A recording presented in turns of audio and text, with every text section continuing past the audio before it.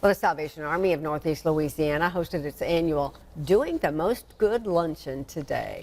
Jasmine Bingham has a look at its local impact. Jennifer, I spoke to the Salvation Army about local outreach events and a new initiative that benefits high school students. The Salvation Army hosts these luncheons each year to raise funds to keep their mission alive. Officials tell me they are now giving students a chance to gain credit hours for volunteer work.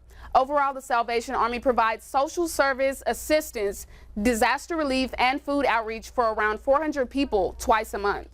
Our bell ringing campaign that is kicking off for the Christmas season, we are in need of bell ringers, volunteer hours. It's 2-hour increments, and any school civic organization that has students that want to volunteer, they get credit for 4 hours versus the 2 hours. Give me your story, your hardship, what your situation is, and I promise you, we can work with that. We can make that help you. For more information on the initiative, visit our website. Back to you.